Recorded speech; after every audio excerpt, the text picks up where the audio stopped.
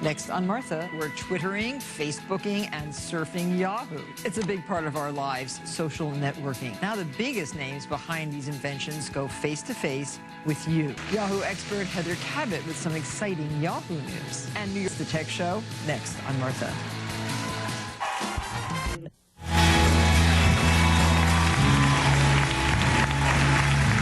During the show, we've been talking about all of the great social networking sites we love to use. But with so many sites to visit every day, you can find yourself spending a lot of time navigating the web. There are ways to spend your time online wisely and make life easier. And here to tell us more about this is Yahoo's Web Life editor, Heather Cabot. Welcome, Heather. Thank you.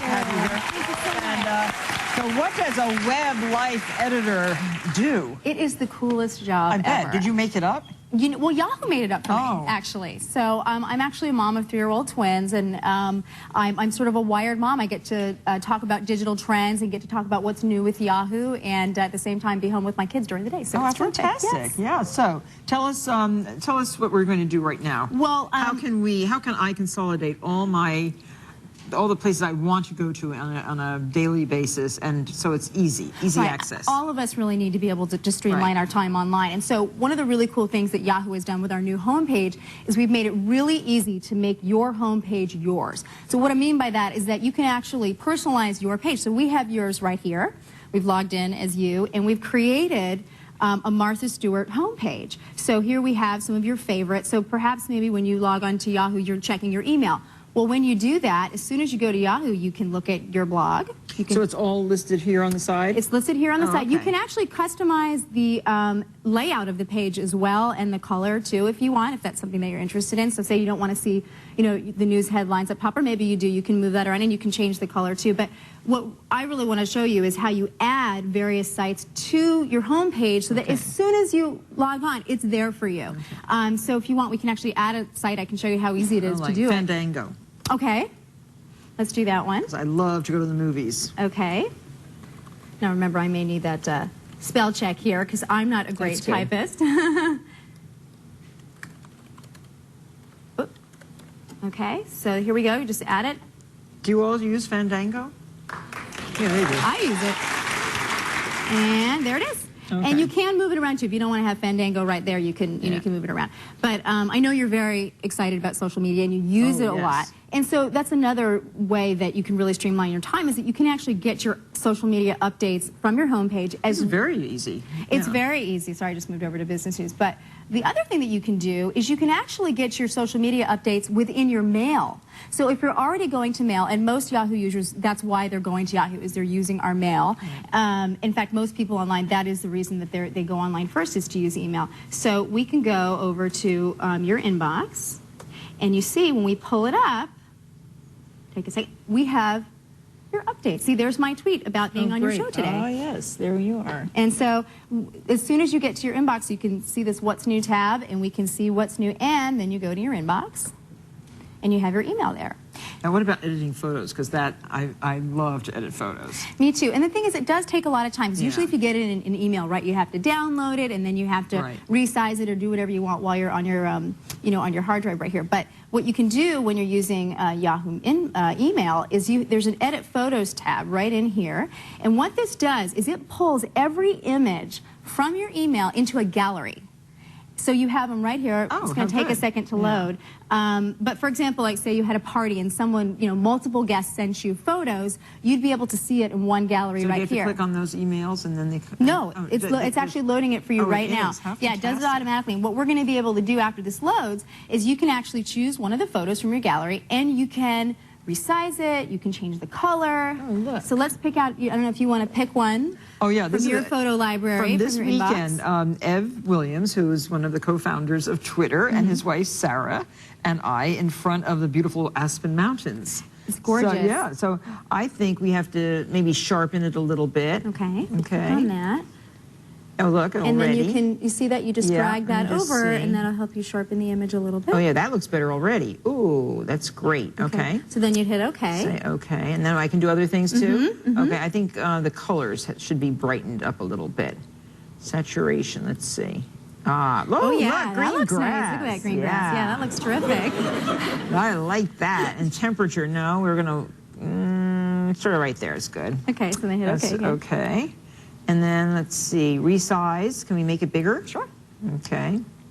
Enter a width, or how do you enter a width or height? You could just put it in there. Oh, 1600 You by can 12. use percentages or... Okay, use percentages. Okay, let's do, okay. See, that kind of looks the same. Yeah, that's, How about... okay. Well, or how about you could even How about crop it a little bit. cropping? Let's crop Yeah, it, take I'll it in a crop little it, bit, okay. maybe. No, I like it this taller and thinner. Yeah. And it's so great that you can do it while you're already in your email. You don't have to take the time to do it somewhere else. I know, taking it out. See, that sort of looks better. Okay, so let's do okay. Okay. And then all you want to do, if you want to share it, so you want to send it to someone, you want to post it on Flickr. Okay. Okay. Fantastic. Yeah, it's really easy, and you know, especially because you spend so much time on Facebook, you can also post it to Facebook as well. Right. So is Yahoo doing more and more and more upgrades to the site so that we can throughout, and I you know, whether it's search, whether it's email, obviously the homepage that we talked about. So all, you know, what we're trying to do is make everything that you do when you come to Yahoo more relevant to your life, so that you feel like you don't have to navigate around all the time. It's right there for you. Organize your life. In an easy, usable fashion, practical. Excellent. Well, thank you so much, Heather. And Heather's going to come back with our other guests to take audience questions. Stay tuned.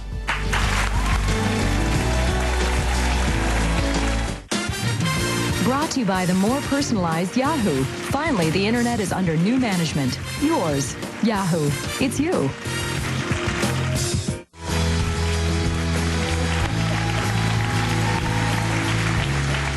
With today's guest, and as you can see, the audience is tweeting and blogging and emailing, and they're going crazy with their Blackberries and their computers and who knows what else they have, and their cell phones probably.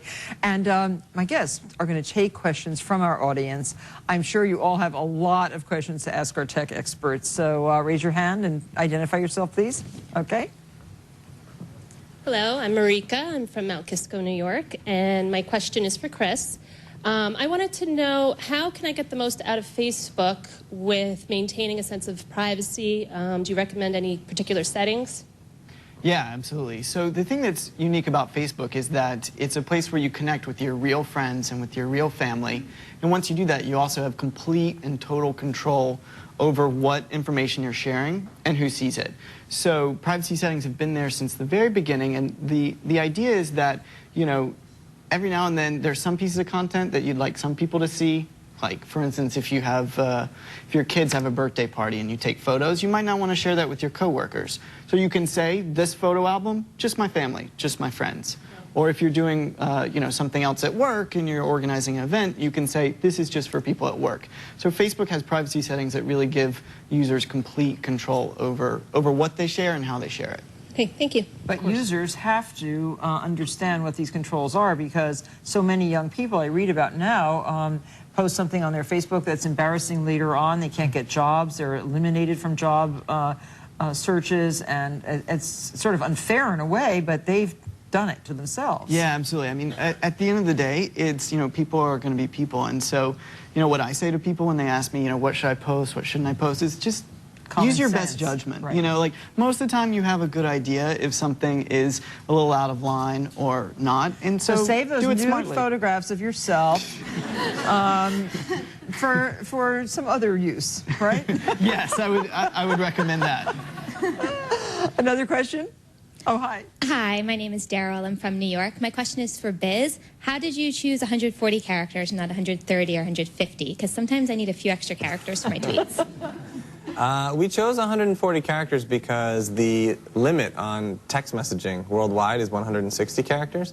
And like I said earlier to Martha, we always wanted the service to be able to work seamlessly across both PCs and mobile phones, because we think some of the most interesting things that are going on in the world obviously are away from your computer. So we need to work really well with text messaging. And we needed some room, though. We needed a little less than 160 characters, because we needed room for your name in front to see that you wrote it. So we decided to standardize on 140. And now, since then, I've become obsessed with this number 140. I see it everywhere. It's like some kind of weird indie film. Great. Another question?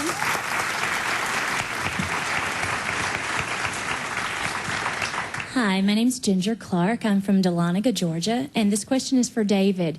How do you see this new technology affecting our students in the classroom? It's funny about the next generation. I heard a PTA mom saying the other night, I asked my daughter, how come you're not answering my email, honey? And the daughter replied, Mom, nobody does email anymore. People don't do email anymore. People don't leave messages on phones anymore. The next generation has a very different sense of urgency. That's why it's all about Twitter and chat and text messaging. What's the average? 2,000 text messages a month? It all has to be instantaneous. And I hear a lot of, our generation saying, oh, it's too bad. They're losing the ability to craft and create long form. But you know what? That's been going on forever. Imagine the parents of the caveman who invented fire. Oh, there goes the next generation, and they're not like us. So there will always be change, but in the end, it's always just communications. Yeah, I just had a thought about spell check on Twitter. Then how are you going to check an abbreviation? And everybody's using abbreviations. It's true. You might go crazy with spell check. Forget it. All right. We'll take that one up the ladder.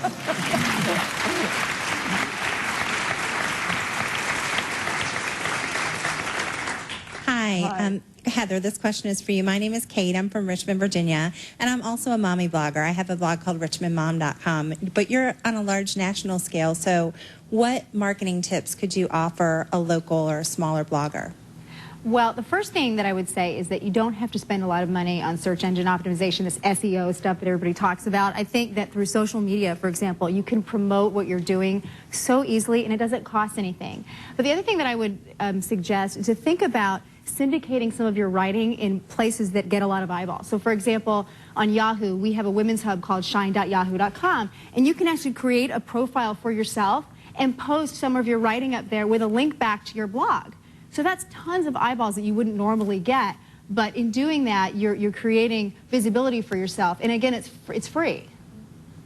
Great. Well, those are great questions, and thank you very much for your valuable information. We'll be right back.